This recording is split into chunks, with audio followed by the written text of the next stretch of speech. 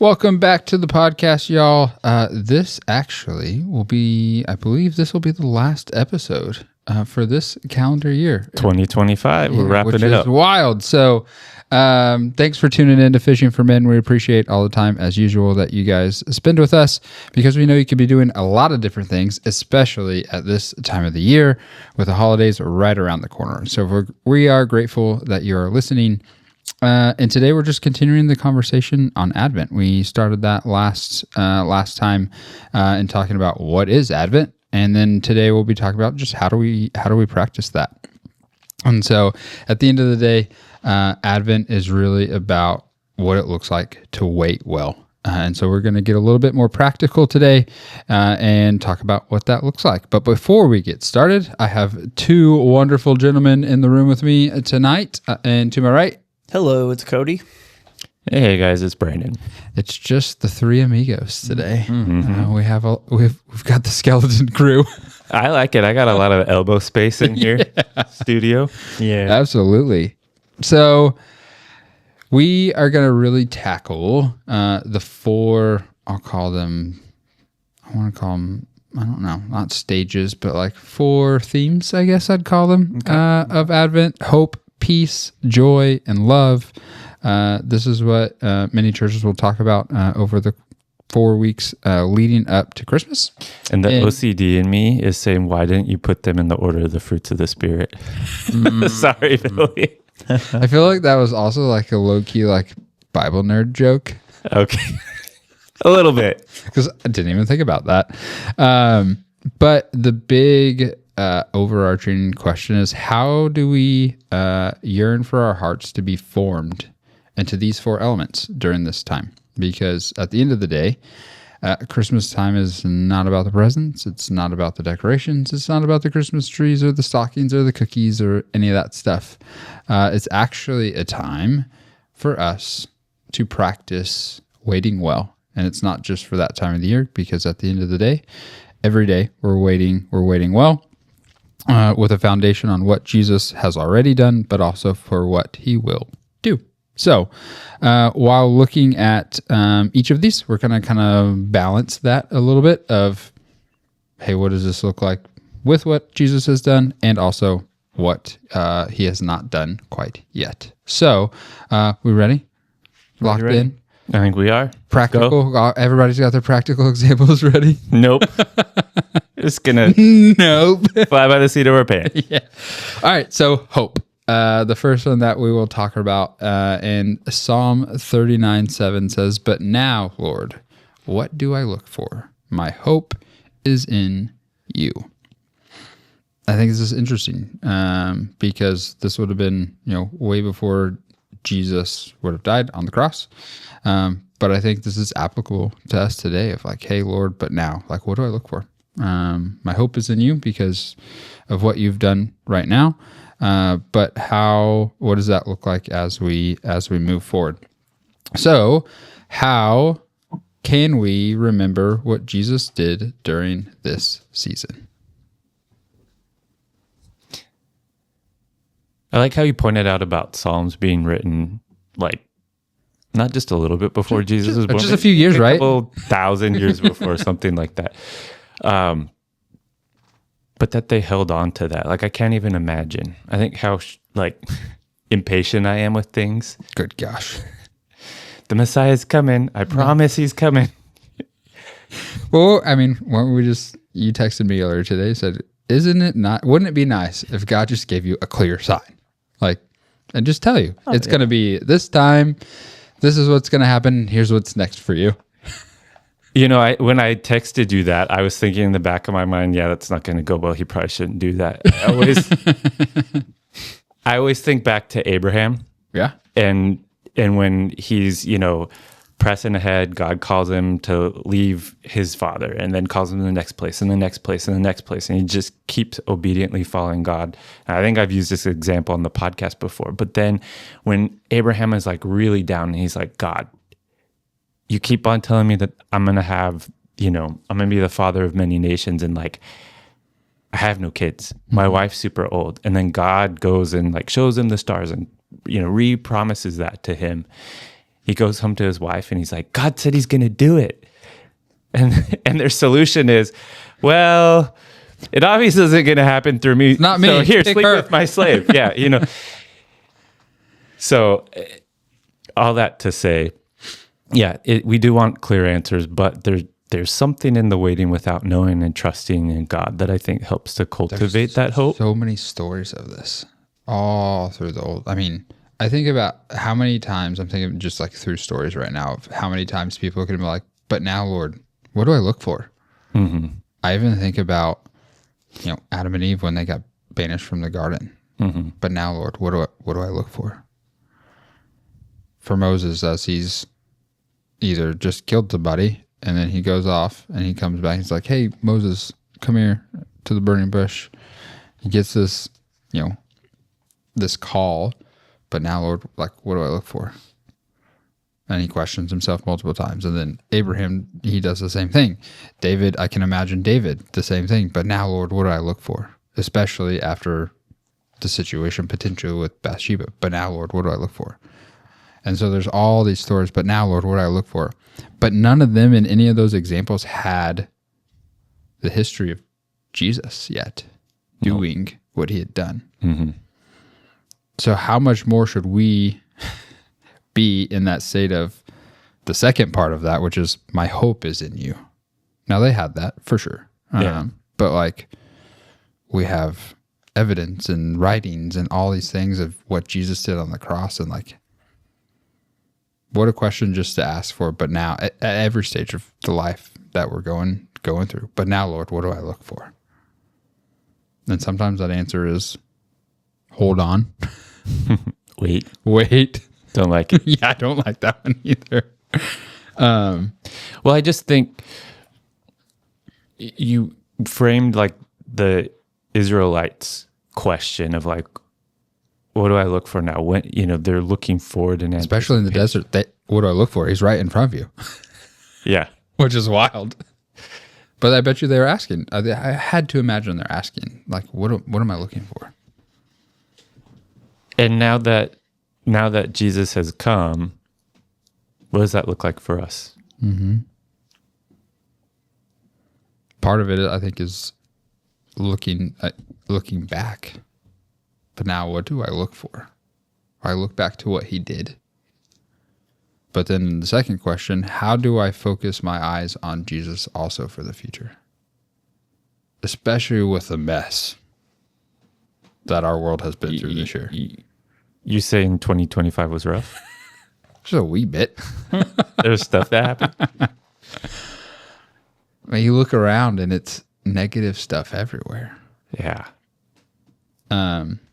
I actually recently just picked up, my mom had given me Screw Tape letters last year. Oh, yeah, I have that book. I haven't read it yet. All I did was read the first letter. Okay. And so if you don't know Screw Tape letters, it's kind of like a satire book, but talking about spiritual warfare. And there's a mentor teaching his underling how they're on the dark side. How to tempt humans. Yeah. And so in the first letter, I guess the person, and it's like 2 pages long, he has a question of, something that's outside of the physical world.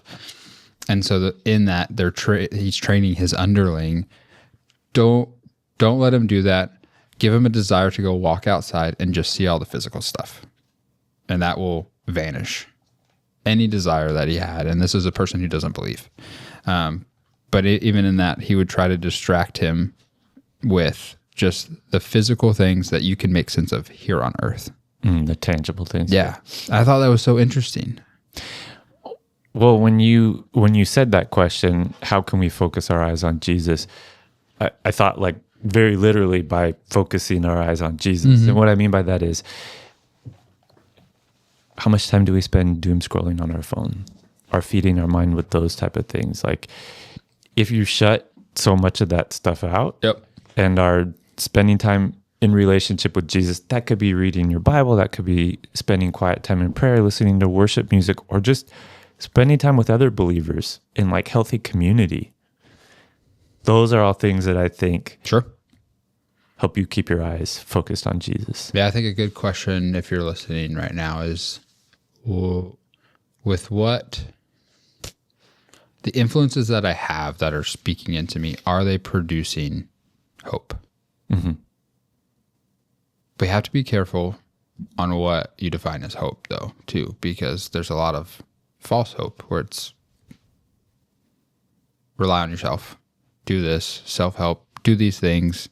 Or material things could provide. Yeah. Yeah. Anything that is not of, I would call it the heavenly hope. And so, like, are those influences that you have in your life, are they focusing you back towards the future hope and keeping your eyes sort of upward towards the heavens versus distracted here on the physical that's in here? So I think that's a good question just to kind of wrap that one up. But yeah, so the next one is peace. I've told you these things so that in me you may have peace. In this world you will have trouble. That's for sure. But take heart, I have overcome the world. John 16:33. What does it look like to live with peace right now? Man, that feels like a loaded question. This is going to sound really repetitive, but the same things I just said. Yeah, it could be. The world thinks of it as in terms of, is there war or no war? Yeah, war versus yeah. peace, yeah. Is there a difference between calm and peace? I don't know the answer to this question. It popped in my head. Like, Are they the same or different? are they the same or different? Like, okay, things are calm right now. But is that the same as, hey, things are peaceful right now? I think there's definitely things are- overlap in it. Yeah. I don't know how to parse that one out, Billy. I'm Yeah, I sorry. don't either. That was... It was just a thought. Brandon said we're going off the cuff, so it's like straight off the dome. That question popped in. That one was not prepared. Just say it out loud. But I think I wonder. I'd be curious to know, like, if is there something different between just being calm and peace? Like, is peace elevated above? It seems like you can have peace if it's not calm Yeah, with the right, sure. whatever you want to call it, mindset, faith, whatever. Yeah, But I think of, like, personally, on a personal level, that if I have peace myself, then I'm calm. Like, internally. Yeah, outside of me, it could be yeah, completely different. sure. How do you get to that place where you can have peace amidst the storm? I think one big thing for me is letting go of control and trusting God. Yeah, Because I find a lot of times, like, any angst I feel is over me wanting to try to control things, you know, and it could be on a very big level. Like, if I look at the country, you know, and see something going on that makes me worry, you know, and letting that worry build up, well, letting go, realizing that I can't do anything. And that's not to say that it's like, don't care, go bury my head in the sand, but just trusting God in that moment, praying, saying, okay, God, like, I can't fix this, but what can I do? What are you calling me to do in this situation? Is it to pray, or is there something, you know, like, if we look at our country and it's super divided over political stuff, and I feel overwhelmed when I see certain events happening, you know, is it God calling me to say, hey, learn to connect and love someone that you don't agree with? I love that you used the word trust. That was actually the word that popped into my mind, and I picked this verse for a reason. Because I almost feel like you could say, I've told you these things so that in me you may have peace. In this world you will have trouble, but trust me because I have overcome the world. Yeah. Now that's not what it says, but you could replace that. It's like, hey, but trust me. And what are those things in our life that we're not trusting God with? A lot. For me right now, we talked about this right before this episode, is with school. For the listeners out there, I just started back at school recently. It's been over a decade since I've been back, and I didn't take school seriously the first time. Did any of us when we were? And so there's a lot of angst there. But the reason I'm going back to school is because I know it's where God has called me to go through. And so I was telling Brandon and Cody today, and just it was literally 5 minutes across the street. I just had to get out of the house because I'd been stuck behind my computer all day. And so I just went around and I'm like, I just said, hey, God challenged me. And he goes, why are you so worried about school? I've asked you to go through this. And I'm here. What are you worried about? Just trust me. Yeah. Be confident in me. Be confident in what Jesus has done. He's already overcome the world. And so I think there's even a confidence in that piece a little bit because we know what Jesus has already done and what he's coming back to do. Easier said than done, but it was a good challenge for me of like, I've called you to do this. Stop doing this. Well, I think that ties into something interesting because what I see or hear, and correct me if I'm wrong, is like God tells you, okay, go back to school, on top of everything else going on in your life. So you're going to be busy and pursue this because I'm calling you to this. And we're like, okay, God, I got it. You put all that weight on your shoulder. Yeah. And you're like, okay. And you go trekking off by yourself and you're like, God's just following you right there behind. And you're like, looking at his watch, like, how long is this going to take him? How long can he go by himself? Yeah. The biggest enemy of peace for me is my imagination. Ooh. Oh yeah. Tell us about that, Cody. I mean, I'm not typically in much danger from day to day. Yeah. But, my mind tries to tell me all kinds of stuff. Like, just takes you to wild places. Yeah. Things that are untrue. Like, Are you one of those people where your thoughts will take you down rabbit trails and then you created this whole like world of anger, worry, frustration, whatever? This is probably going to happen or that, I can't do that or so. You know what's interesting on the what if? Sorry. No, you're getting good. off on tangents tonight. My counselor pointed out to me once, he's like, Brandon, whenever you say what if, do you ever actually finish that statement? Like, what if World War III breaks out tomorrow? Like, do you answer that question? Yeah, it just typically ends with a ... and kind of like just sinks off into oblivion. It usually translates into another what if. What if? Mm-hmm. Well, but what if this? But what if? Oh, but what if this? Yeah, and he pointed out to me those what ifs and that ... is where the anxiety lives. Mm-hmm. So if you start down that path, 1, stop, but 2, answer that question for yourself. Like, what if World War III broke out tomorrow? Well, it would suck. Yeah. A lot of people would die. It would be sad. But like, we made it through COVID 5 years ago, or my family's going to be safe despite that, or, whatever it is. And a lot of times it kind of helps to quell the anxiety. Mm-hmm. Mm-hmm.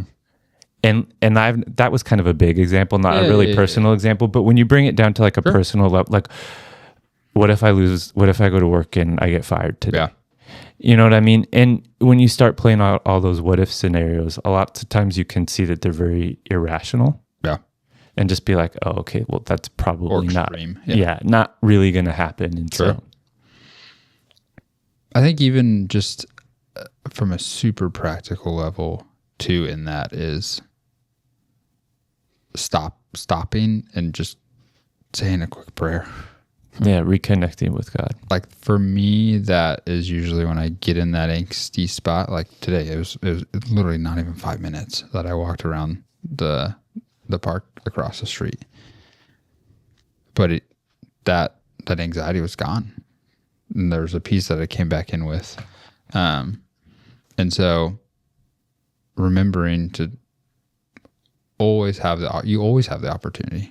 If you're a Christ follower, you have this lifeline straight to God where it's like, well, not only that, it's not just a lifeline, like he's direct communication. Like he's with you already, but like recognizing that. And he's like on speed dial, but he's like always on the phone. Well, he's just there. Yeah. He's with us. Right. Yeah. And so it's an always on communication method that oftentimes I think we forget about. I know I do. So in those times where the anxiety is creeping in, no matter what it is, like take that to God. Like, this is where I'm having anxiety. And see what he does with it. So on to joy.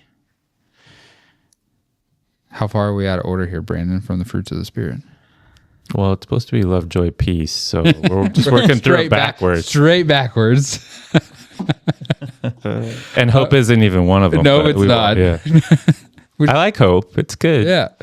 As the Father has loved me, so I have loved you. Now remain in my love. If you keep my commandments, you will remain in my love, just as I have kept my Father's commands and remain in his love. I have told you this so that my joy may be in you and that your joy may be complete.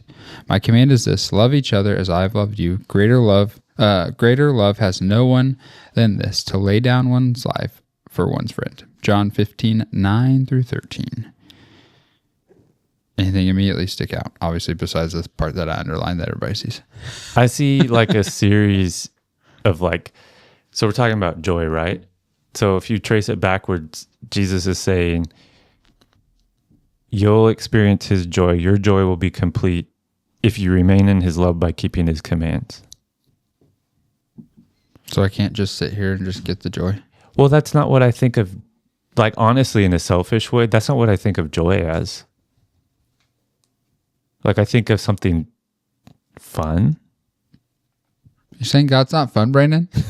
I saw myself walking into that one, but Hold on there, buddy. right into it.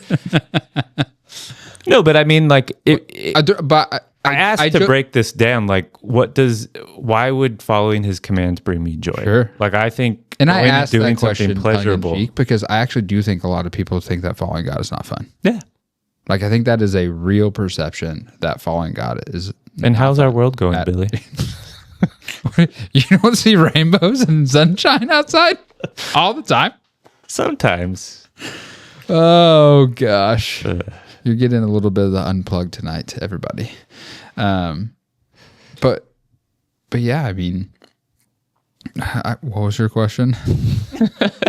Following God. Yes, okay. His commandments. Back on equal it. joy. Yeah. Oh, so what I tell everybody, before I committed to following Christ, what was about 3 years or 4 years ago, I thought I was having fun by worldly standards, by doing all kinds of debauchery. But what's interesting is I look back on the last 5 years from whenever God called me in my backyard, and I was like, dude, what are you doing? Like, I have so much more for you. Now, in my mind, I wasn't thinking, oh, this is going to be so much fun. But I knew, I'm like, okay, like, God's getting a hold of me.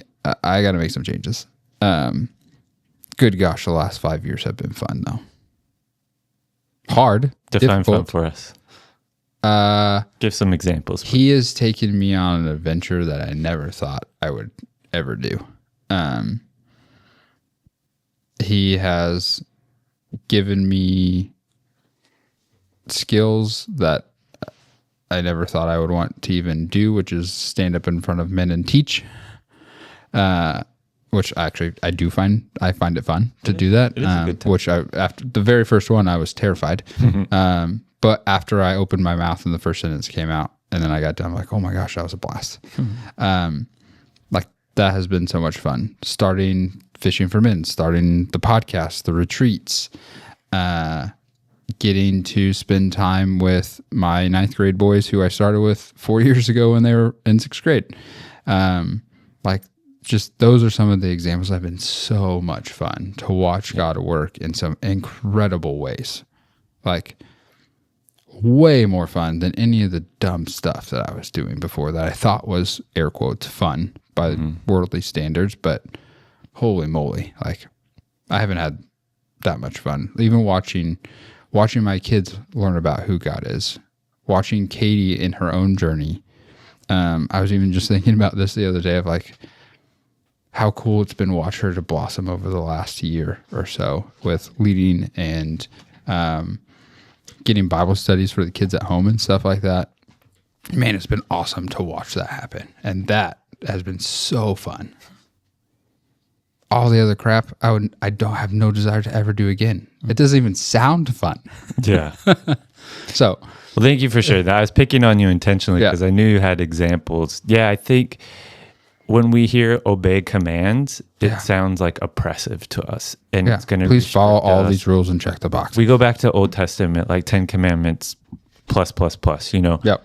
of what we're supposed to do. But I think the cool thing is that Jesus ties us to the word love, because God's intention for us ever since, Genesis plug here, back in the Garden of Eden, has been to give us these good things. Yeah. And we made some poor choices and it had consequences, but his desire has to kind of take things back to where Eden was. And the biggest piece of that was the fellowship, the community, the intimacy we had with him. And he's wanting to restore that. And in that, yeah, all the things you described, those are quote unquote fruits of that relationship and in following him. And that's where that joy or fun, we're kind of conflating those two words, but comes in. Like you don't have all the opposites of these words, like despair or anxiety, you know, anger. You have this peace that overlaps with joy and hope, and it's like cool, but you're like, you didn't think it would come from doing these things, right?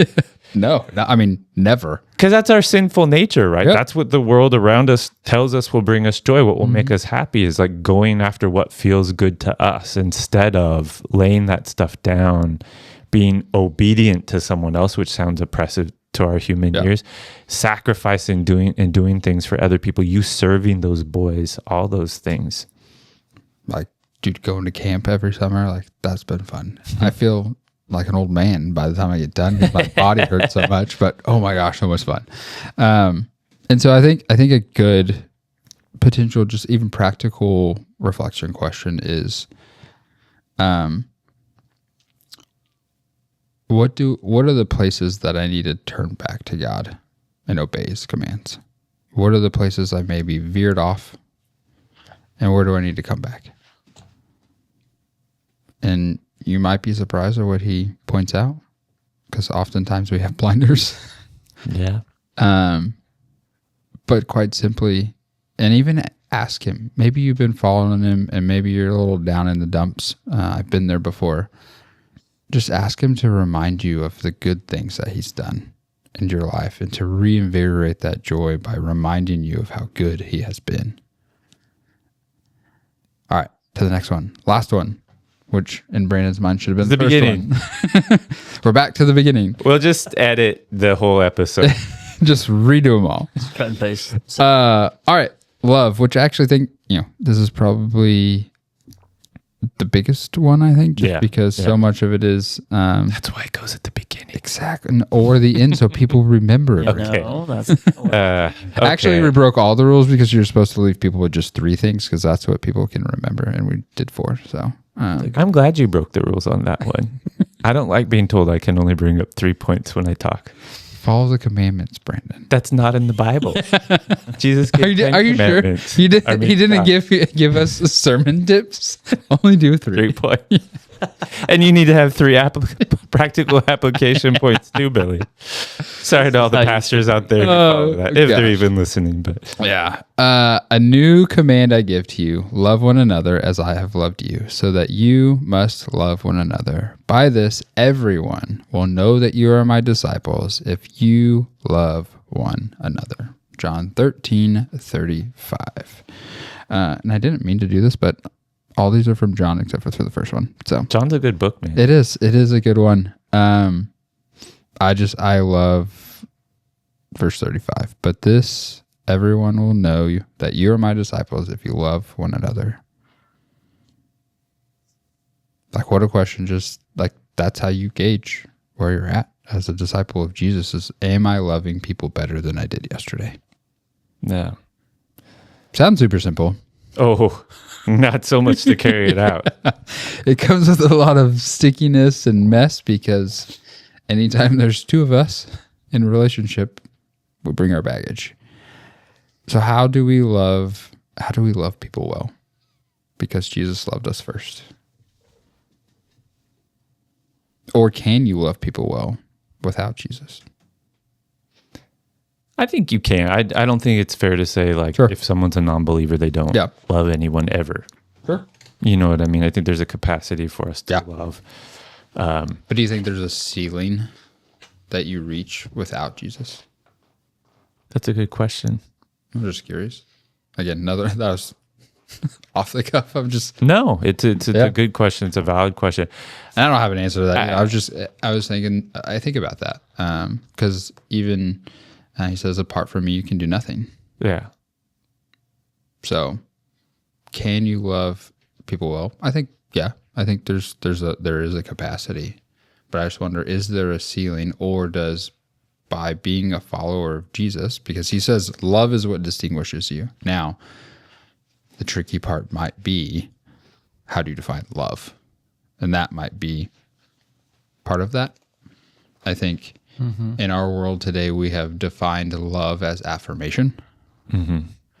When I don't think that's necessarily how the Bible has described love. No. Pure Sometimes I think affirmation. love would be pointing out something to someone Yeah. to stop them from going down a harmful path. Yeah, I think that it's such a big, broad topic. Like, it's Yeah. hard to answer that question. This could be like multiple episodes. But, I want to give one example. Sure. So I might have mentioned on the podcast before, I lived in Japan for a long time. My wife's Japanese. My kids are biracial. They were born over there. But one thing that always stood out to me living in Japan, you'd see on TV when something like would happen and they'd be on the news. And something I felt was really common that people would say who were hurt is like, I will never forgive that person. Like, I will never forgive them. And it felt to me like a cultural thing. Like, when you've been harmed in a bad way, you do not, like, I don't know what purpose that served. If it's like that somehow is honoring the person, like if your husband was killed by a drunk driver, for example, I'm Yeah. just making up a scenario, and the wife is there sitting there saying, I will never forgive that person. Like, does that serve to honor your husband? Sure. I don't know. I don't know what the function is behind it, but that always stood out to me.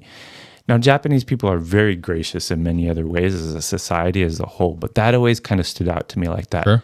lack of forgiveness. That's interesting. Yeah.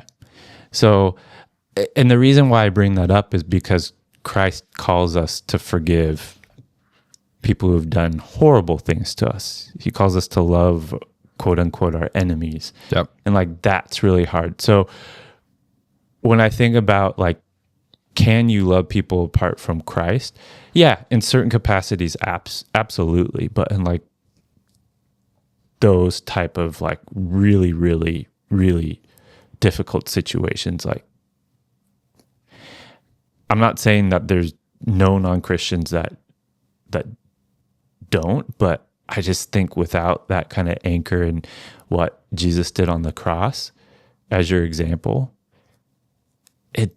man. Yeah. Yeah, it's been tough. interesting. Like, I know we talked about just all the craziness that's happened in 2025. And I do think, back to our question of, is there a capacity without Jesus? I actually, now that I'm thinking about it, I actually do think there is. Because, back to what you just said, to love your enemies. That means people you don't disagree with. That means people who don't look like you. Like, in every way, shape, or form. If somebody walked up to you and every view and belief you had, they had the exact opposite, you're to love them. And I'm finding that through so many of the tragedies this year and people being killed and all kinds of different stuff, there's just been this disregard for human life from what I've seen for people who are non-believers. it was almost like they deserved it. I'm like, who are you to say that they deserved that? Nobody deserves that. You're supposed to love them. Yeah. And even for us today, I mean, we battle this inside the church of disagreements left and right. And then if you disagree with me, like, we can't ever talk ever again. Yeah.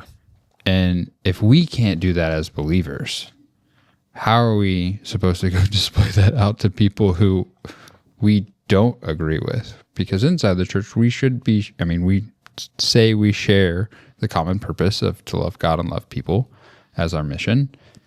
But if we're not doing that internally for people that we disagree with, how are we supposed to go do that with people outside of the church? And so I find that so interesting. Like, how do we get to that place where we can be so not accepting, but like compassionate towards whatever that person might think or believe or whatever that looks like? And how do we love them well? Because at the end of the day, like, we won't answer these here, but like, think back to the worst thing you've ever done. And in that moment before, when you did it, and right afterward, Jesus still loved you. Yeah. For the worst thing you ever did in your life. And I think about that, and I go, holy crap. Who am I to not love this person on the other side of the table? Now, again, it's way easier to sit here and talk about this, but like, from my perspective, good gosh, we got some work to do. Yeah, all of us. All of us. So I think, to your point, it's a lot of times hitting rock bottom. Yeah. Or going through severe trials or loss where we have nothing that we can give in that situation, that we have to fully rely on Jesus, that we start to learn to be able to do that. We're such a stubborn people. Yeah, I know. God's very patient with us. And so many times we look at people in the Bible like, you idiots, you're so stubborn. Like, whatever. I'm like, we're right in the thick of it too, baby. Quite ironic, yeah. Like, we are so stubborn that we have to get to the absolute end of ourselves for something so tragic to happen and go, oh yeah, I should probably talk about this now. Yeah. Like, well, I don't know why. We just don't have the humility. And I was the same way. Like, I had to do some terrible things to realize I needed God. Yeah. And so, yeah, I think there's just a lot of, in this one in particular, I think there's a lot of just self-reflection to do, specifically on how can I love people well, and how can I love people better each day? And that doesn't come with strings attached. That doesn't come with, they got to look like me. They got to believe like me. They got to like the same things that I like. Like, it's just love people. Yeah. What about if they don't treat you well? Still supposed to love them. Dang it. Now, that doesn't mean you necessarily have to have a relationship with them. And so love could look differently there. But you are still supposed to love them, which is the hard part. So that wraps up our 4 wonderful themes of Advent. Hopefully in reverse order. In reverse order. I did it just to mess with Brandon. Love you, Billy. It worked. I fell for it. Yeah. We hope you gained even just one thing out of this with the time that you spent. But we just want to say, again, thank you. I hope you found some things that you can do to focus on the true meaning of Christmas. Me and Brandon actually got a book. We got this last Christmas, I think. Yeah, it was last year. Yeah. And so if you're having maybe the downs about Christmas, or just trying to find ways to reconnect with why it is that we celebrate Christmas, there's a really awesome book called Rediscover. Highly recommend it. Yeah, it's really cool because it's a book, but you can almost read it like a long devotional, which I think is really kind of cool. And there's a lot of applicable practices in there. Hopefully just to reinvigorate you around this time of the season. I read it last year, and I've committed that this is going to be something that I do every year, just to walk through this book to redirect what this time of the year is actually about. And it's Rediscovering Christmas by A.J. Sherrill. Yeah. Were you going to say something about it? Yeah, I was just going to say it's really cool because it touches on the themes that we have talked about last episode and this one, but it's like it takes you through every character in the Christmas story, and you there's so much there that you never saw, and you're like, oh my gosh. Yeah. Every single, even if they had like a super small part, there's a chapter about them, which I think is really, really cool. So highly recommend you pick that up. I think we'll drop a link of that in the description. But just want to say thank you again. And before we sign off, we want to wish you an incredibly Merry Christmas to everyone. And we will catch y'all next year. Merry Christmas, everyone. Later.